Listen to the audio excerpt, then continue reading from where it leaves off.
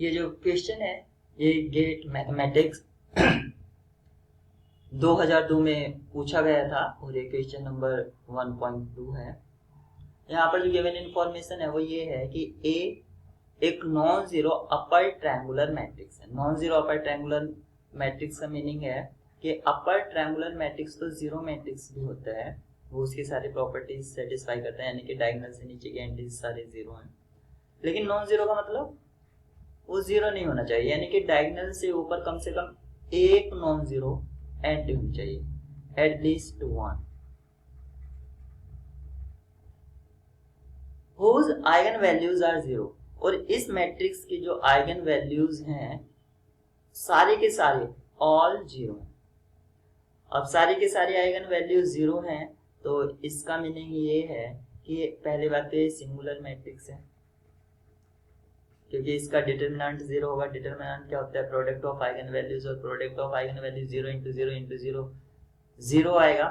तो आपसे पूछा गया then I plus A is invertible, singular, idempotent या निलपोटेंट। इनमें से कौन कौन से ऑप्शंस ट्रू होंगे?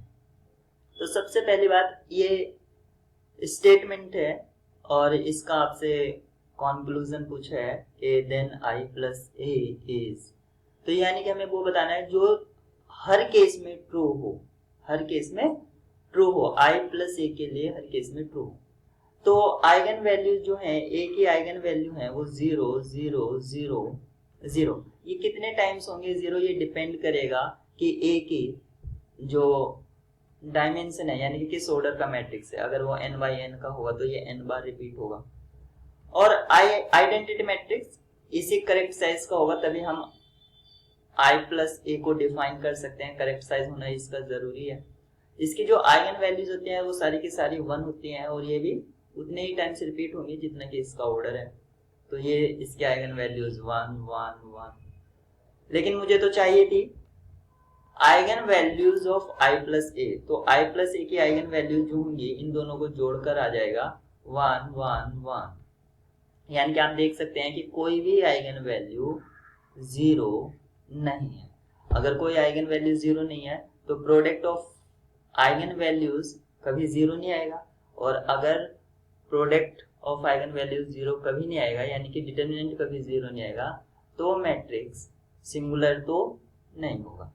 यानी कि i प्लस ए सिंगुलर नहीं, ये सिंगुलर नहीं होगा, तो ये ऑप्शंस तो हमारा डिस्कार्ड होगा। अब निलपोटेंट मैट्रिक्स, हम जानते हैं कि निलपोटेंट मैट्रिक्स की सारी आइगन वैल्यूज जीरो होती है, तो ये भी नहीं होगा।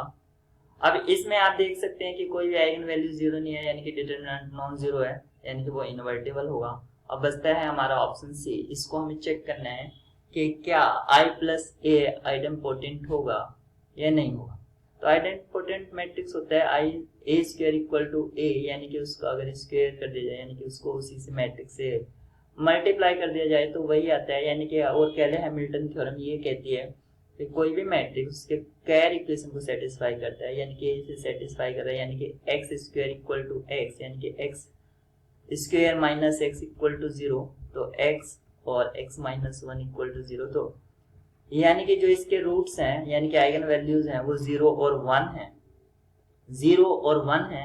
लेकिन आप यहाँ पर देख सकते हैं कि जो i प्लस ए की आइगन वैल्यूज हैं वो ओनली 1 है, सारी की सारी 1 है, 0 कोई भी नहीं है। तो ये ऑप्शन इसलिए ये भी हमारा गलत है।